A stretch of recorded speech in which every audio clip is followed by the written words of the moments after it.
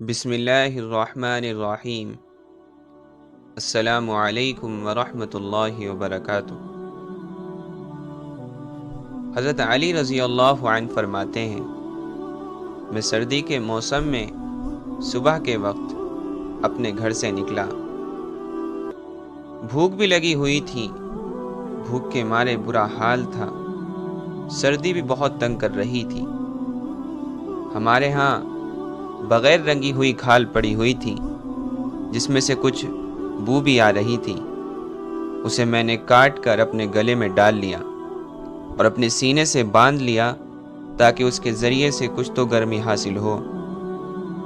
اللہ کی قسم، گھر میں میرے کھانے کی کوئی چیز نہیں تھی، اور اگر حضور صلی اللہ علیہ وسلم کے گھر میں بھی کوئی چیز ہوتی تو وہ مجھے مل جاتی، وہاں بھی کچھ نہیں تھا۔ میں مدینہ منورہ کی ایک طرف کو چل پڑا۔ وہاں ایک یہودی اپنے باغ میں تھا۔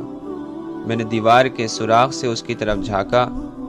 اس نے کہا، اے رابی، کیا بات ہے، مزدوری پر کام کرو گے؟ ایک ڈول پانی نکالنے پر ایک کھجور لینے کو تیار ہو؟ میں نے کہا، ہاں، باغ کا دروازہ کھولو۔ اس نے دروازہ کھول دیا۔ میں اندر گیا اور ڈول نکالنے لگا، اور وہ مجھے ہر ڈول پر ایک کھجور دیتا رہا، یہاں تک کہ میری مٹھی کھجوروں سے بھر گئی، اور میں نے کہا، اب مجھے اتنی کھجوریں کافی ہیں۔ پھر میں نے وہ کھجوریں کھائیں اور بہتے پانی سے منہ لگا کر پیا۔ پھر میں حضور صلی اللہ علیہ وسلم کی خدمت میں آیا اور مسجد میں آپ کے پاس بیٹھ گیا۔ حضور صلی اللہ علیہ وسلم اپنے صحابہ کی ایک جماعت میں تشریف فرما تھے۔ اتنے میں حضرت مصعب بن عمیر اپنی پیون والی چادر اوڑھے ہوئے آئے۔ جب حضور صلی اللہ علیہ وسلم نے انہیں دیکھا تو ان کا ناز و نعمت والا زمانہ یاد آ گیا، اور ان کی موجودہ یعنی فقر و فاقہ والی حالت بھی نظر آ رہی تھی۔ اس پر حضور صلی اللہ علیہ وسلم کی آنکھوں سے آنسو بہہ پڑے اور آپ رونے لگے۔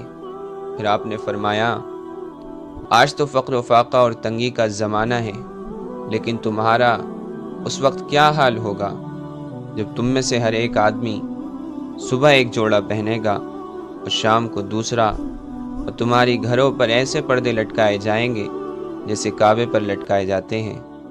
ہم نے کہا، پھر تو ہم اس زمانے میں زیادہ بہتر ہوں گے، ضرورت کے کاموں میں دوسرے لگا کریں گے، ہمیں لگنا نہیں پڑے گا اور ہم عبادت کے لیے فارغ ہو جائیں گے۔ حضور صلی اللہ علیہ وسلم نے فرمایا، نہیں، آج تم اس دن سے زیادہ بہتر ہو۔ اسی طرح ایک روایت میں حضرت عمر رضی اللہ عنہ فرماتے ہیں، حضور صلی اللہ علیہ وسلم نے حضرت مصعب بن عمیر رضی اللہ عنہ کو سامنے سے آتے ہوئے دیکھا۔ انہوں نے دمبے کی کھال کو اپنی کمر پر باندھ رکھا تھا۔ اس پر حضور صلی اللہ علیہ وسلم نے فرمایا، اس آدمی کی طرف دیکھو جس کے دل کو اللہ نے نورانی بنا رکھا ہے۔